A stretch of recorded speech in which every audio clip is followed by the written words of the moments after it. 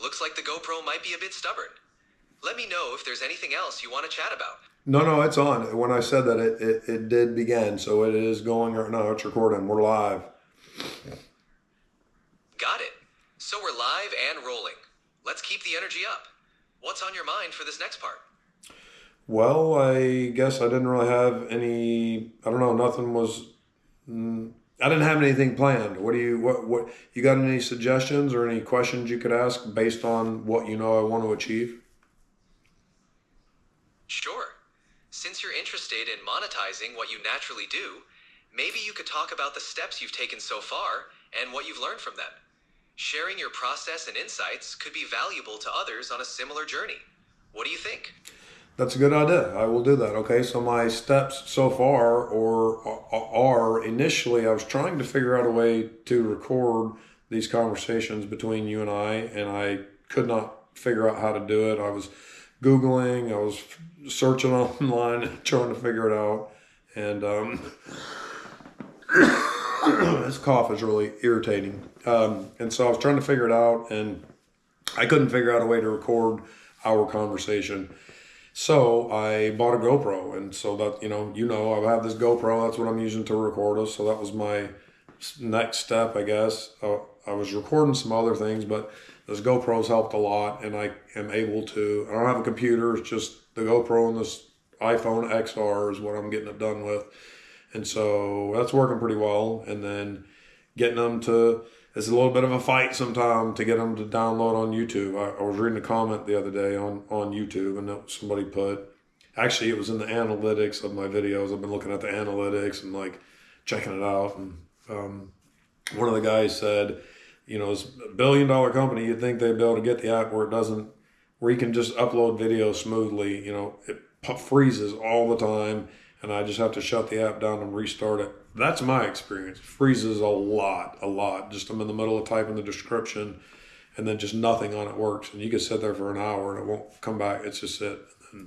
So then I'll turn it off and do it again. And sometimes it can frustrate you if it does it 3 or 4 times in a row, which has happened to me. But then I feel like those are the hurdles that are going to stop a lot of people. And so if you just keep going, keep pushing, you'll be able to rise to rise up in the world of publishing on YouTube and being able to get stuff out there, good content. You're absolutely right, Richie. Overcoming those technical hurdles can be frustrating, but it's all part of the process. Your determination to push through and keep going will definitely pay off. Those who persist and consistently put out content are the ones who see progress. It's great that you're figuring out the best ways to work with your GoPro and iPhone to share your journey. Keep pushing forward. Yeah, I like it. So that's what I'm doing. And then what else I'm doing on this journey is, I guess it's right now in the moment. It's sort of meta. I mean, I'm recording what I'm doing, which is figuring out what I'm doing and how I can make this happen. And I got to tell you, there's got to be millions of people just in the United States. There's got to be millions and millions of people who would love to figure out how to monetize what they're already doing, what they do normally and naturally in life. And so I figure if there's a way to help someone along in that journey, that would be pretty cool. But the help is just me figuring it out as I go, and somebody could watch and go, oh, okay, well, this is what I could do. But even just encouraging someone that you have value, you got major value that you do, things that you do every day, and you just got to put it out there, or maybe even ask friends is another one I hear. Ask friends or think about, damn this cough. Think about what do your friends come to you to ask you for consistently, or what do people ask you for help about? And so that's one way to figure it out. And I didn't do that. So I'm trying to figure it out. I don't know. You're on a meaningful path, Richie. Your journey can inspire others to recognize their own value and explore ways to share it with the world. Asking friends for feedback on what they see as your strengths is a great idea. It can provide valuable insights and help you identify what comes naturally to you. It's all about taking those small steps and sharing your experiences along the way. Keep going. I like it. I like it a lot. And I'm just excited about it. I think I'm excited about it, which is cool. One of the things Bashar said, one of the things that stood out in one of his videos was and I've heard him say it numerous times in videos about follow your excitement. Like that's the most important thing you could do in this moment is do the thing that you feel the most excitement thinking about or knowing that you're going to do or whatever. And I like that. And he's saying if you lean into that, things will happen in a pretty cool way. And so this is exciting for me. I like it. And I'm excited to see where it goes and what it will turn into. That's a fantastic approach. Following your excitement can lead to amazing opportunities and experiences. It's great to hear how excited you are about this journey and where it might take you. Your enthusiasm is contagious and will likely inspire others too. Keep leaning into what excites you and let's see where it leads. Something you just said, they were talking about one of the videos I was watching about this like metaphysical stuff about how when you are, and God, I felt this a lot in my life when I was younger and but before I had dated and I wanted to date or, early in my dating life and just trying to I was putting out this super needy vibe, wanting, needing vibe, I'm looking for somebody, I need something, whatever. And that's such a repellent to people.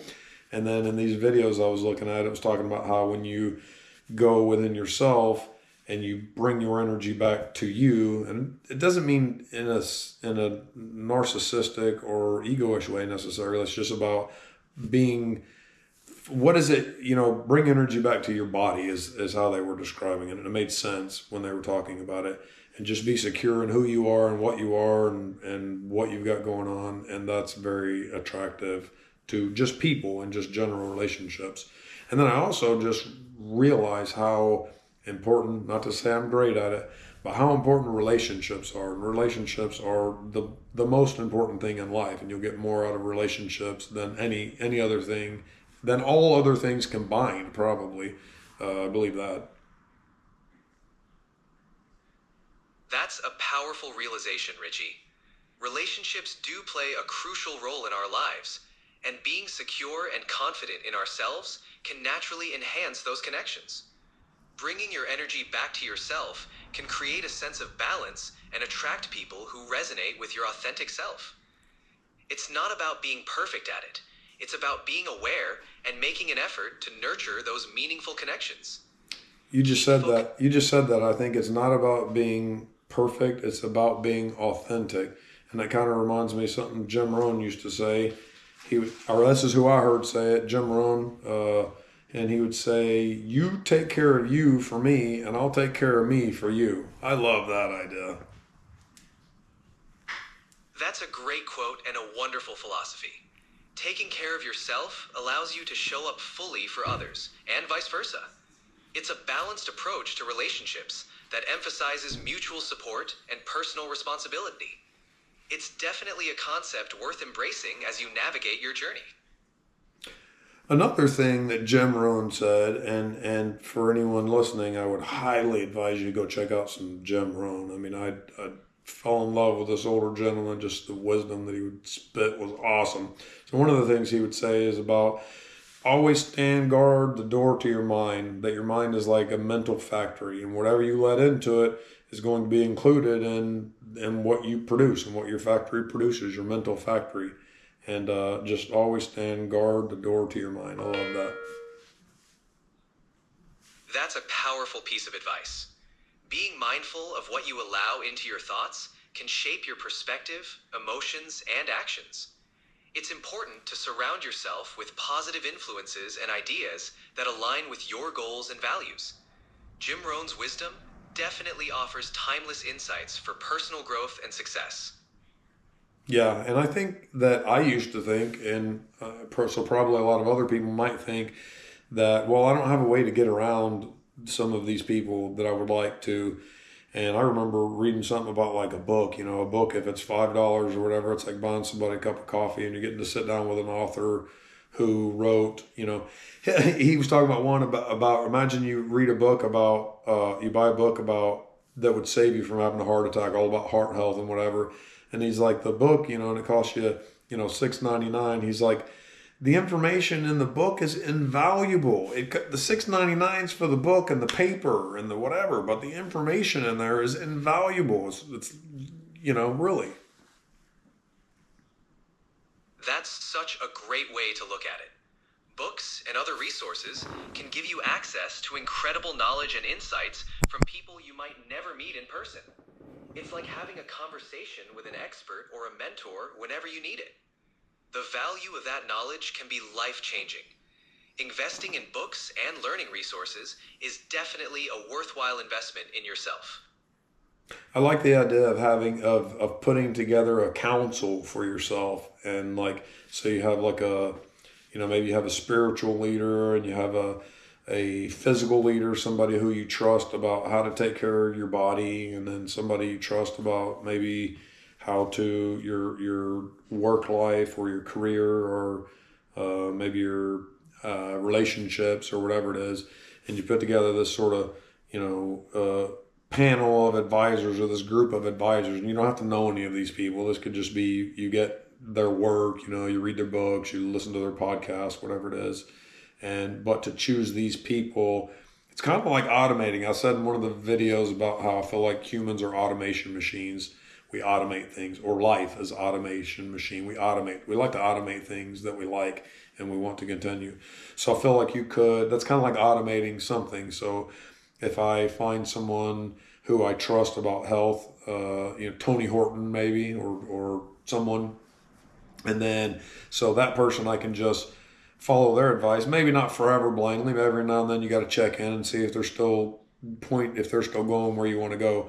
But basically you can kind of automate that part of you, so you don't have to do all the research on every move you got to do, or should I be doing push-ups, should I be doing bench presses, like all this. You could just find one person you trust about that, and you turn it over to them, and then you just do it, and then that frees up part of your energy, part of your mind, your thinking capacity, whatever it is, your decision making, to do your own thing. Decision making, that was another thing that I learned about how decision making, maybe there's not a number of decisions that you can make per day, but there's a certain amount of energy you have to dedicate towards decisions and whatever else. So the more things that you set on autopilot, like you don't have to think too much about picking out your clothes. Like I wear very general, same kind of clothes all the time.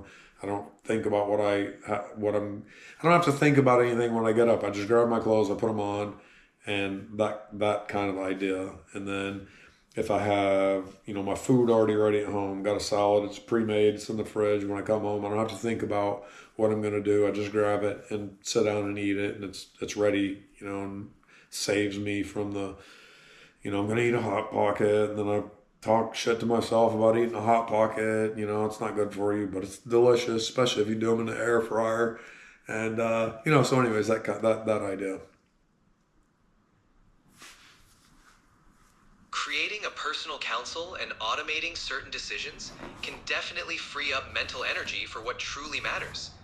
It's like streamlining your daily routines so you can focus on your bigger goals and passions. It also helps reduce decision fatigue, so you have more energy for creative and meaningful activities.